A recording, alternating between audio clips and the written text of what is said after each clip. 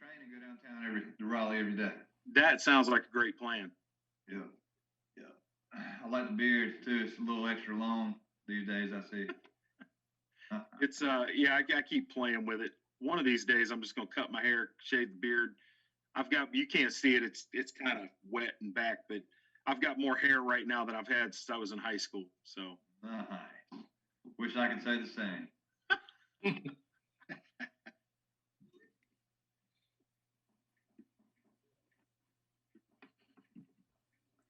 guys, y'all gonna be on Ken to Ken with this, so be good, okay? Jeremy, you're muted. Oh, I am? Okay. Sorry about that. All right, we're going to get started here in about 2 or 3 minutes. Just give a few extra minutes for people to jump on. Hi, Deb. Did you get the CUOC? It wouldn't let me unmute. I kept clicking. We went by because they were already closed. So Okay. We're hoping to maybe bring some stuff by maybe Saturday if they're open. Yeah, they were off the thrift shop, you mean? Yeah. Yep. We went by the thrift shop just to see. Now I know where it's at. So I appreciate that. Okay.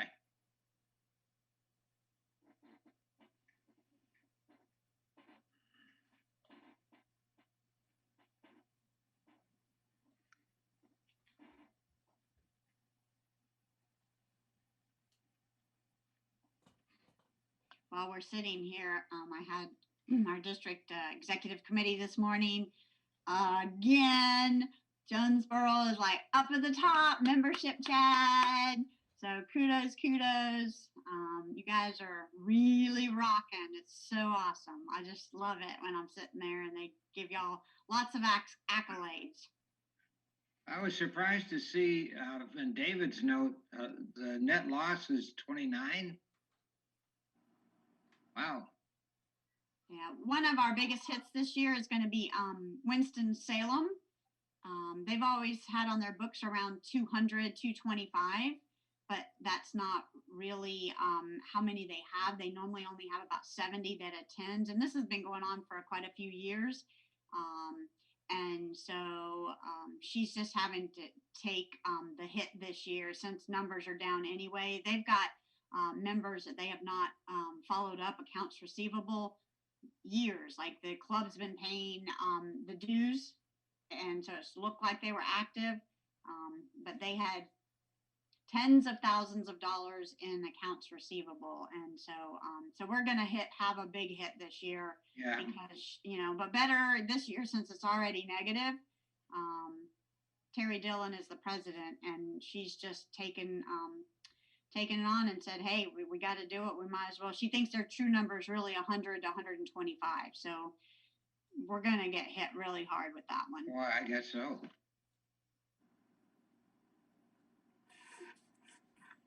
All right. Well, good afternoon, everyone, and welcome to our regular meeting of the Jonesboro Rotary Club. I hope everyone had a chance to get up early this morning and make a snowman or snow angel in the yard before all the snow melted away, but now it's good to see a little snow on the ground. What am I going to do with all this milk and bread? Donate it. Yeah. COC needs some. Bring it on Saturday. Okay, at this time I'm going to ask Michelle Bullard if she will provide our invocation for today. Let us pray. Dear Lord, in 2021, please fill us with your peace that surpasses all understanding, and keep our eyes fixed on you as we continue in our service to Rotary. No matter what we face this year, give us strength and hope, and help us dream with you, even when we feel like dreaming isn't possible. Please bless our club and bless the work we continue to do in our community, our state, and our world. In Jesus Christ's name we pray. Amen. Amen. Amen. Thank you, Michelle. And on that note, I want to offer a quote from the poem, The Hill We Climb by Amanda Gorman. She recited that at the presidential inauguration. And if you haven't seen her performance, you need to check it out on YouTube. It was very powerful. Yeah. But the quote is, "We are striving to forge our union with purpose, to compose a country committed to all cultures, colors, characters, and conditions of man. And so we lift our gazes to not what stands between us, but what stands before us." And I thought this to be a powerful quote, not just for our country, but also representative of Rotary and our direction for a future of diversity and inclusion. Okay, I would like to introduce our guest today. Chris, it's good to see you again, buddy. It's good to be seen. I've missed you guys terribly. I hope everybody's well. Well, it's good to have you back, and hopefully things will get a little calmer for you, and you can get back to our club more often. I hope so. We're also very happy today to have the Honorable Carrie Vickery joining us. She is District Court Judge in Forsyth County, and she'll be providing our program today. So welcome to our meeting. Thank you. Thank you for having me. And before we get to the program, I do have a few announcements I'd like to bring before the club. First, we have a volunteer opportunity this Saturday from 9 to 11 a.m. at the CUOC. We'll be continuing to help refurbish the food distribution center there. So if you can make it out and you feel comfortable doing so, please join us. And we will have another work day planned for the following Saturday on February 6th. If you can't make it this Saturday. Also, we've been awarded a HERO grant from the district. This was a joint effort with the Sanford Club. The grant money will be given to the Sanford Fire Department for purchase of radio battery chargers. And we're also asking members, if you would like to, please write a personal thank you card or note for the fire department. And what we'll do is when we do the tech presentation to them, we will offer these thank you cards as well. So please do that for the fire department. Also, the board has decided to cancel our social satellite club meeting for next week due to COVID concerns. We'll continue to evaluate that for our next meeting in March. Okay, any other announcements to be brought before the club? I have one.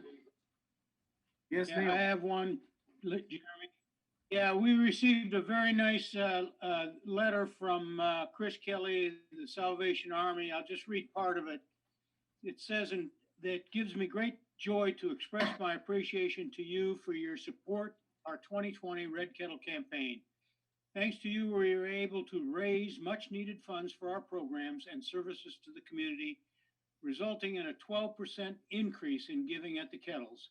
Our prayer is that you experience joy and satisfaction as you rang the bell, knowing that you were helping your neighbors in need. I'm sure you will agree it is more blessed to give than to receive." So he would like us to continue, which I know we will. And it was nice of Chris. Jeremy, I just wanted to say something about the HERO grant. Just to let everybody know really quick, we did go by and talk to Ken Cotton and Alex Colazzo, just to let them know that the grant was approved, and they are so extremely appreciative.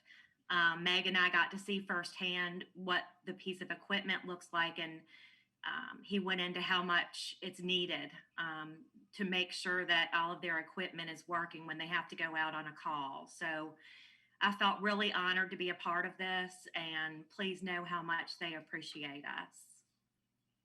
Hey, Jeremy, if you don't mind me intercepting a little inside scoop, we have 11 clubs that have not filed for application. So we have about $4,400 still left. We spoke about that this morning. They're going to do one push with these clubs, and then they're going to go to other clubs that obviously did the grants. So I don't know if y'all want to be forethinking and maybe we be ready to do our match and say yes and have it ready to go. Because my guess is he's been really pushing these clubs, and some clubs just do not have reserves, crazy as it may be. Some don't even have $100. Some of these are the smaller clubs. So if y'all want to, you might be ready to go if Tommy sends that email out. Okay, thank you, Debbie. I know, Michelle, you and Meg have reached out to not only the fire department, but some of the other first responders here in town. So maybe we could use that extra money and do something else for our community. Okay, any other announcements? Any brags today?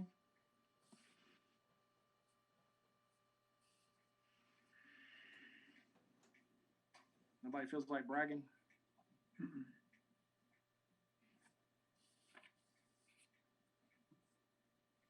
Okay. Well, at this time, I'm going to ask if everyone will mute your microphones. And I'm going to ask Patrick Kelly if you will introduce our speaker today. Thank you, Jeremy. It is my pleasure to introduce the Honorable Judge Carrie Vickery, and I'm going to read a little bit about her bio to everyone, and then I'm going to add a little commentary, of course. But Carrie grew up on a farm in Western North Carolina and moved to Winston-Salem in 2000 to attend the School of UNC School of the Arts for high school. She graduated from there in 2003 and completed her undergraduate degree in political science at Western Carolina University in 2006. Carrie was in a charter class of Elon University Law School in 2009 at the age of 22. So she's been elected to the district court bench and practiced law at the Holton Law Firm before. And she is exclusively in the district courts.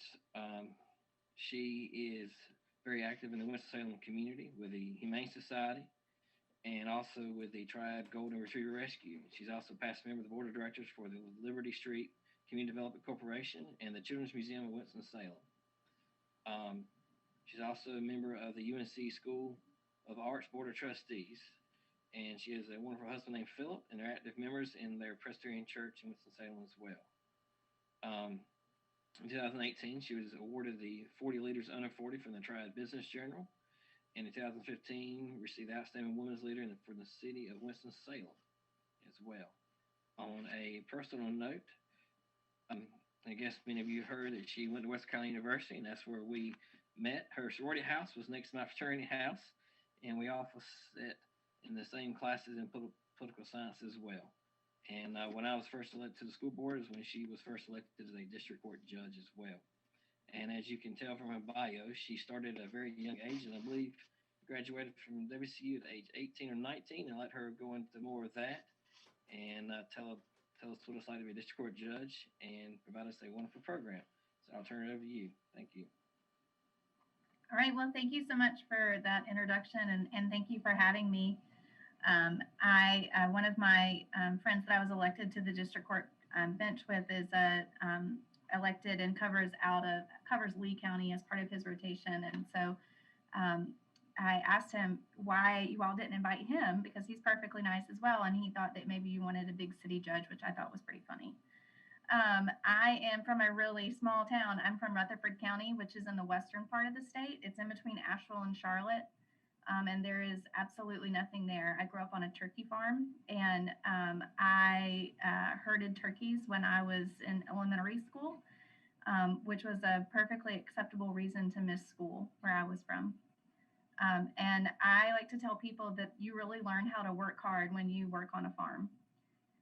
And that really helped me when I was running for my first election in 2016.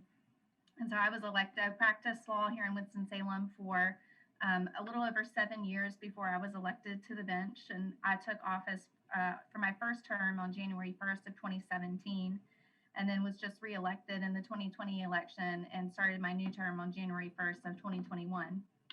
So I'm now starting my 5th year of being on the bench. And it is pretty wild to hold court now during COVID.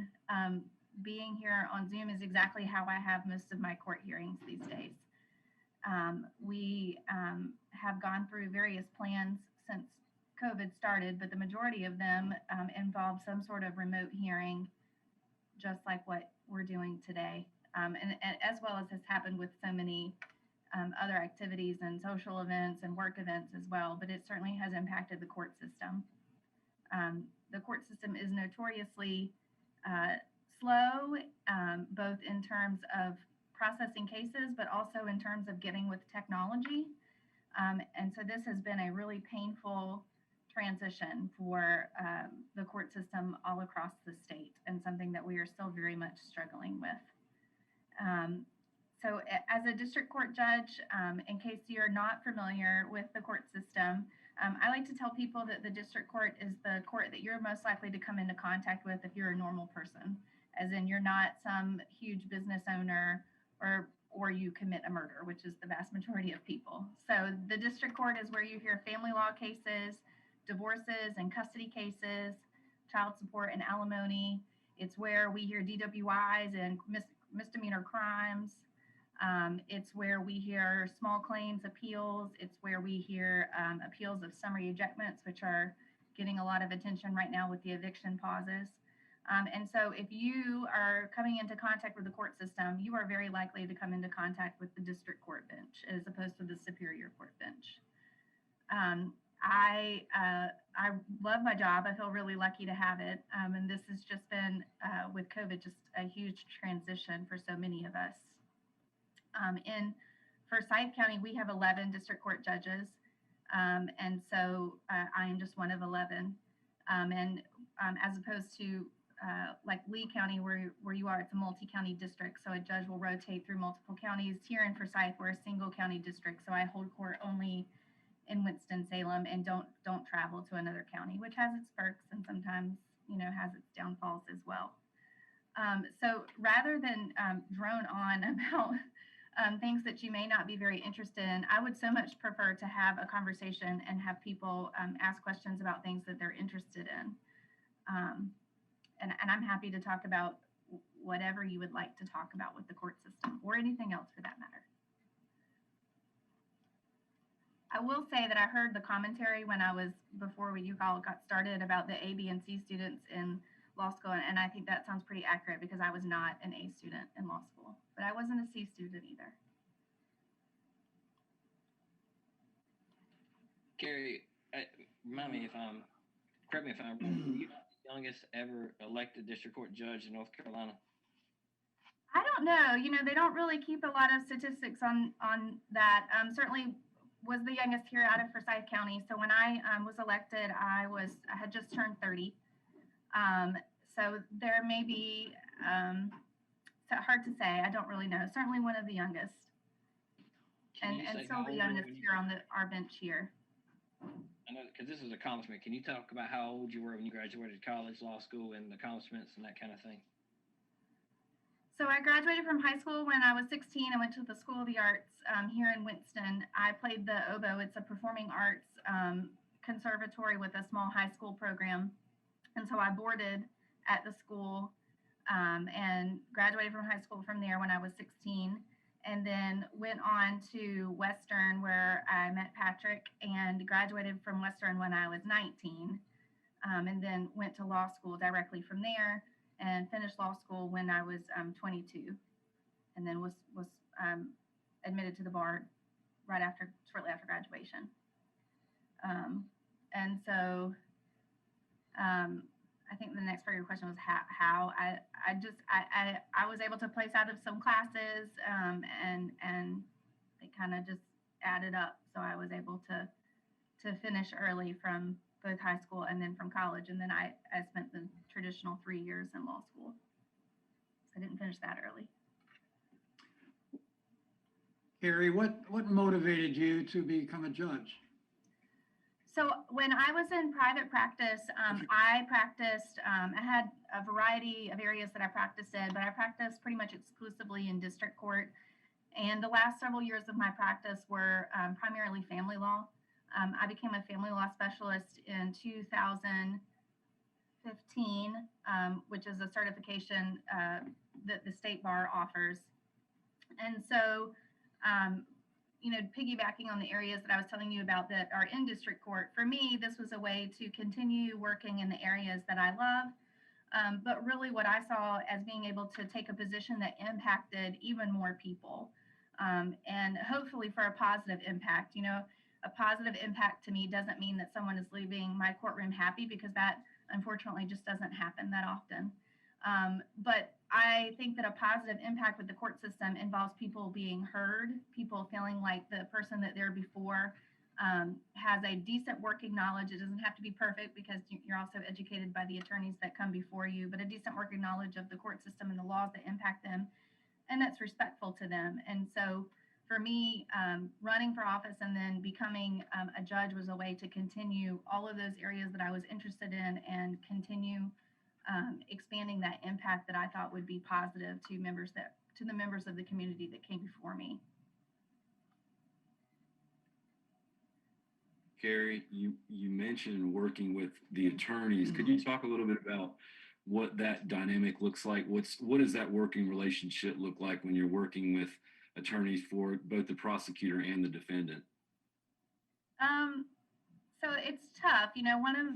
I tell people over and over again, and I love my job and I feel really fortunate to have it, but one of my least favorite parts of my job is having to, not discipline is the wrong word, but perhaps call down attorneys on occasion. And that's never, super comfortable. It's kind of like being the principal in an elementary school. It makes you very unpopular. And so that's my least favorite part of my job. And that unfortunately does happen on occasion. But ultimately, my job is to be the referee, to call the balls and the strikes, and to do that impartially. And so I was never a prosecutor when I was in practice, but I did practice criminal defense. And so, it's making those calls on the balls and strikes, but also staying educated on the areas that are always changing, but being humble enough to know that I do not know everything. And so I'm willing and want to be educated on the areas that I don't know by the attorneys that come before me. And, I count on them to, really help me in the areas that I may not be as strong in. And they do that. I mean, that's part of, what you do when you're in practice, is educating your judge. And so that's always that always works really well. And I'm always really pleased with that. We have a great bar here in Winston-Salem, as, most areas do as well. But it's definitely an interesting dynamic, and it's also interesting because I run for office, and so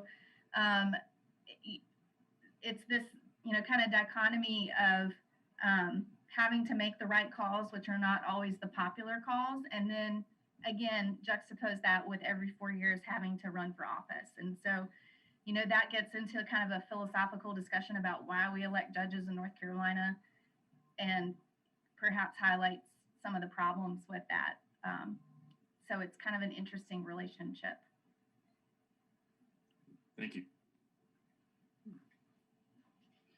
Carrie, would be another goal for you? You've been elected to district court judge. Is there a next step after that you have your mindset on? I would be perfectly happy with being a district court judge for the rest of my career. I really do love my job. I really enjoy being a trial court judge. So we have the Court of Appeals and the Supreme Court, which hold court in Raleigh, and those are error correcting courts. So they don't hear testimony, they don't have witnesses, they don't have people that come into court, and so you'll often hear them talk about what they refer to as looking at a dry record, where they're looking at literally like a book of the transcript that was heard before the trial court. And that sounds terribly boring to me. And so I love my job. I want to keep it. I'm hopeful that I'll be able to be reelected for a couple more times. But I just really like interacting with people, and you don't have that unless you're a trial court judge. Sometimes those interactions aren't always the greatest, but I still like them. If you had to give a soon-to-be graduated law student one biggest piece of advice, what would it be? And I hope he's listening. Yes, that looks like Mr. DeLambert down there.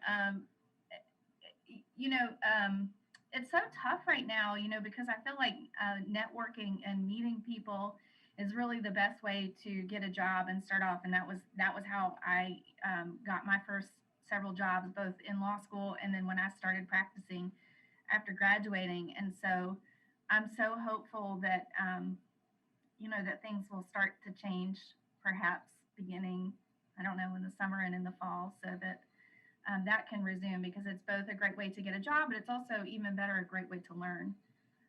Also, going into a courtroom and just watching is a great way to learn both good things and perhaps bad things that you don't want to do, which is also kind of difficult to do right now.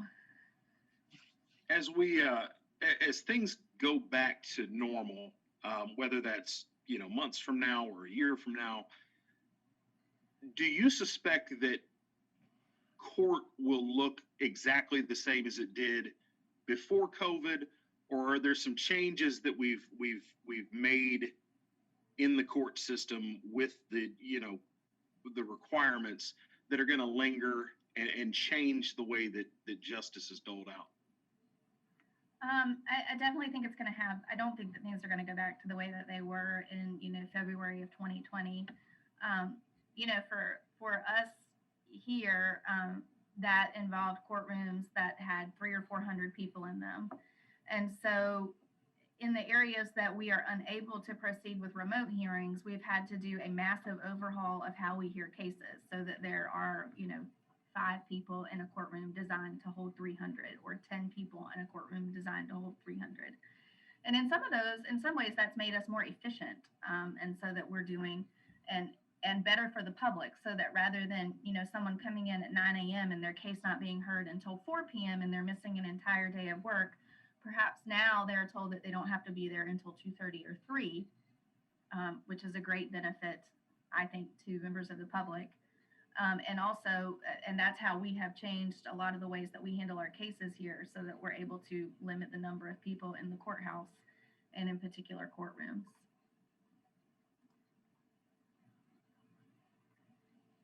I don't know that the remote hearings will continue. Maybe some things, but unfortunately, they, to me, seem to highlight the lack of access that so many people have to the court system, because they are dependent upon someone having either a computer or a phone that is video capable and the internet. And a lot of people don't have that. And so I don't think that part will continue, because it unfortunately limits access to so many people.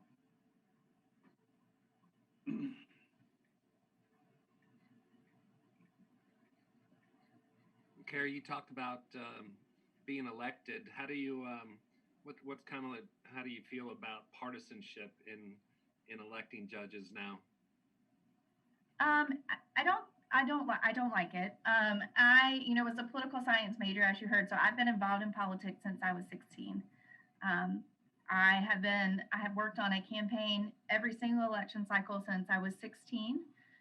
All the way up until the election immediately preceding mine, so until the 2014 election. And I love politics, and I love partisan politics. But I also believed that when I was elected in 2016, that I would be limiting my partisan activities because of my role. And so in 2016, the judicial races were still nonpartisan, and that changed in 2018. I just don't think that that's, I could perhaps understand why that might be helpful for the appellate courts, but I do not think it's appropriate, nor do I understand what it has to do with the trial court. It doesn't really matter what I believe about various hot button political issues. It doesn't change, nor is it able to change what kind of rulings I render in the cases that I hear. And so I found that to be very disappointing. And unfortunately, it really, the other part of that was, as the partisanship labels were added to all of the judicial races on the ballot, you would normally, if there was a law that you did not care for, that the General Assembly was pushing or passing, you would lobby in some manner, whether that was, calling your representative or calling your state senator or whatever kind of, lobbying activities you wanted to participate in, whether they were low key or, real high drama, like a Moral Monday protest or something. And so in order to, essentially protest or say that we did not like these partisanship labels, you're further engaging in partisan politics. So it was really unfortunate because it had almost like a snowball effect. So that not only were they partisan on the ballot, but in order to, say that this was not a good thing for the judiciary, which, and I don't have any statistics to back this up, but I could just tell you colloquially, both here in Winston-Salem and in all areas of the state, the majority of the judges were not in favor of that. So that was not something where they, the General Assembly called all us up and said, hey, what do you think about this? So I'm not a fan, but I also don't think that it's going to go back to being nonpartisan. Well, I don't think it's headed back either, but I'm in a position, I'm the county manager here in Lee County, and so I have to be a neutral party. So I know that it's difficult in the, some of the discussions I've had, like with Judge Love here, about partisanship and how difficult it is to do your job when the partisanship kind of comes into it and you have to be worried about it. So I know Patrick's an elected official, so I'll be careful to say anything further. So.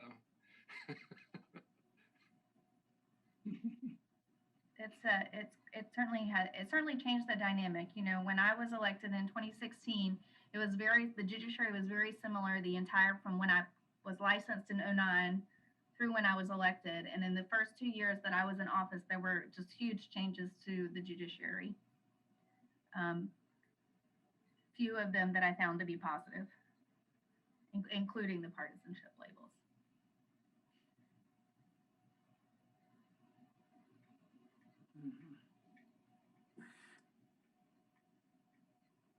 Carrie, serious question here. Can you tell us about Patrick as a student and maybe share some of his antics at the fraternity house? No. I have no objection to that because I know that she will do me right. Go ahead. I have nothing to share with you. Western was a great place. I had a wonderful time there and have a lot of really great memories. And I'll leave it at that. Good deal. We're still trying to get a little dirt on Patrick. We'll keep trying other places. Yeah, good luck. Okay, any other questions for Carrie? I just want to mention to Carrie that, you must be a really good judge because you have a lighting halo behind you. No, I happen to just be in one of the ugliest courthouses in the state. Well, it recognizes you. I did not catch your name. That was the county manager. And so I'm sorry, you're muted. But, John Crumpton. So you have Dudley Watts up there in Forsyth yes, County. Dudley is a graduate of Lee County High School. Oh, I did not know that. Dudley, yes, yeah, Dudley. He does a great job. If you want any dirt on Dudley, there are plenty of people in Lee County that got it. So I would love to hear some dirt on Dudley. But we are getting a new courthouse in Forsyth County, and maybe it will be done when I retire. They're doing a groundbreaking today, and so we have been in the court system, have been spending a great deal of time with the county manager and various offices for the county. They actually broke ground today and did a virtual groundbreaking ceremony this morning. And so I was with one of the deputy county managers this morning for the virtual groundbreaking. So, but our courthouse is disgusting here in Forsyth County. It's got smoke stains on my ceiling and asbestos and mold and cockroaches and rats. Oh, So you're in a tall building downtown, right? And aren't they building the new courthouse across the street? it's like 2 blocks away. It's being built beside the county government building. Right. Yeah. So it's a couple blocks from the current courthouse. Our current courthouse is directly across the street from the federal courthouse. And our current courthouse is 7 stories, and woefully too small and terribly ugly. It's And how much are truly they one of the spending on the ugliest new buildings. courthouse? I'm sorry? How much are they spending on the new courthouse? Not enough. They're cheap. So cheap. Never enough. No, nobody wants to spend money on a courthouse. It's not a very popular spending, spending area. So no, not enough. But You A are lot of exactly right. You're exactly right. We're renovating our courthouse right now and getting ready to go through some difficult times here over the next few months as we do it. But the reason we're renovating is because the board didn't want to spend money on a new judicial building, which was about 3 times the cost of the renovation. So I'll be retired when a new judicial building is built here, and I'll be thankful for that. So I don't have I to think deal I'll be retired with when our everybody new that's courthouse is involved in built, that. too. Pardon? I said, I think I'll probably be retired by the time our new courthouse is done too, but we'll see. They say 4 years. I don't believe that, but we'll see. 4 years seems long to me. So. I think that's overly optimistic, but perhaps they'll surprise us. Well, Carrie, thank you so much for your time today. Thank you for sharing your perspective on your job there, and I'll call you later about Patrick though. Okay, maybe I'll share a little bit more. Well, thank you for having me. I really enjoyed it. And thank you for your service to the public. Thank you. It's an honor for sure. Thank you. Okay, let's move on to our upcoming schedule. Just want to remind everybody about the service opportunity this Saturday from 9 to 11 at the CUOC. Please join us if you can. Also, a reminder that we are not having a meeting at Camelback next week, so there'll be no meeting for next week. Let's see, Larry, you got the gold tickets. You're gonna do the drawings today for Jim? Yeah, Jim's gone to the dentist to get his teeth pretty again. So please remark how shiny his mouth looks when he smiles. Let me get Vanna. Grace, want to help? All right. Oh, while I'm waiting for Grace to come in, John, I got to give you, where did John go? There he is. I got to give you an attaboy for the way your crew has taken care of the shots for us older folks in the county. Yeah, we had to wait in line a little bit. We were the first ones when we went on February 9th or January 9th. And we were lined up for the 9th of February, I think it is. But I talked to a bunch of people from my high school years on a Zoom last night and listening to some of the horror stories that they've gone through in order to get their shots, and some haven't. Some are going to be waiting until mid to the end of March for it. So the way the allocations work, maybe it's because we're a small county and we were able to get the allocations we got, and we've gotten assurance that we'll be getting the second dose, but it's really gone well as far as I'm concerned. Well, thank you, Larry. I will tell you that, Larry, where I wanted to be a manager in a big county, and I can tell you right now, I'm glad I'm not. Yes, yeah. I think the board took care of me and put me here in Lee County because he knew this was coming. Because I will tell you, it's been a lot easier managing, the vaccine rollout in a small county than it has been for some of these folks in a larger county.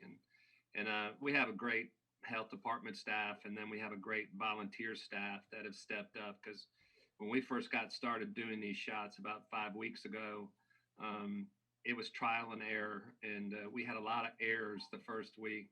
and we took a lot of heat. And then the second week, we were able to make most of those errors go away. And we did second shots this week on Tuesday. I didn't hear the first complaint, because we figured out how to get people in and out of there fast. And then we've also opened our employee health clinic to giving shots to people who have, issues, a little bit more difficult issue, like they don't have their own transportation and Colts is taking them. And it's a lot better to have them come over to the clinic than go through the parking lot and sit in a Colts van for an hour. So anyway, we're getting smarter, and our big issue, just like everybody else, is getting the inventory. And if the feds can get the inventory and then get it down to us, it will start going better. But we hope to be finished with this phase 1 and phase 2 by the end of March, and then get into phase 3, which is a majority of the people in the population. Sometime around April 1st. So that's our goal. Hopefully we can make it. Yeah, that's terrific. John, I'd like to add my kudos. Molly and I went to the wellness clinic yesterday, and we left our house at 9 o'clock. We were at the wellness clinic at 9:20. We had our shots by 10 to 10, and we were home by 10:20. And those people really are doing a great job there. I avoided the opportunity of going to the Civic Center, and I was very happy to go to that wellness clinic. Hey, John? Well, we built created the wellness clinic for our employees about 5 years ago, and it's been a great thing for us. But we only operated half a day, so we gave it up the other half to the health department, and I can tell you it works a lot better. And you don't have to go into the government center building where I've got about 200 employees right now, and just helps keep everybody separated, and it works well, and they're doing a great job. And Charles and I want to thank you for having the porta potties out there. 2.5 hours in line and a coffee at a time. Between the elections and vaccines, we have rented a lot of and I'm not a big fan of them because I used to have to clean them when I was in the truck. I can't stand porta potty. John, I'd like to give you some thumbs up for letting me come down there and video it. And also Spencer Thomas, he let me go over video the shots at the hospital. So John was real nice to me. Matter of fact, John gave me my shot.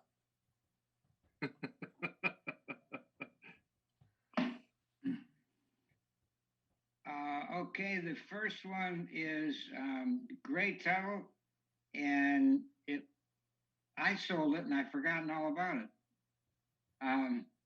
So Grace, can you take a picture of that? We have to document this for Jim.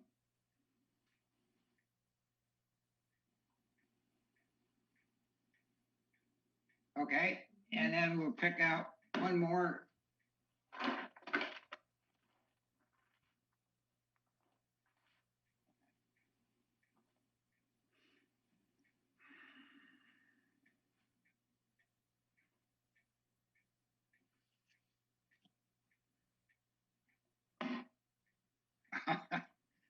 Sorry, guys. This is another one of mine, Sandra Bowen. And she'll be pleased. So will Jeremy. He brought it over to pay for the 5 tickets that they bought. And I was putting heat on him to get back in the club. And I think I mentioned it the last time. He is planning to do it, but probably not until the summer. Okay, that's the 2 for today. Well, let's see. We've had 4 tickets drawn, and 4 of them have been from Larry. Yeah, I've been out beating the pavement. Well, guess what that means? You lead us in the 4-way test and pledge allegiance. Okay, the 4-way test are the things that we think, say, or do. First, is it the truth? Is it fair to all concerned? Is it fair? Will it build goodwill or better friendships?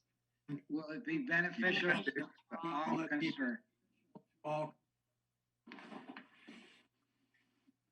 I pledge allegiance stand up. to the flag To the of the flag United States of America of the United States of and America to the republic and to the republic for which it stands, for which it stands, with liberty and justice for all. one nation. With liberty and justice for all. You know, we've been doing this for quite some time, and I don't know that it's ever going to get any better. You know, good. Maybe, Jeremy, maybe you ought to get a recording of I don't some other know. group. Well, we tried. Best we can say. All right. Well, everybody, I hope you have a great rest of your day, and hope to see you Saturday. And if not, we'll see you in a couple weeks. Okay. Bye, everybody. Bye.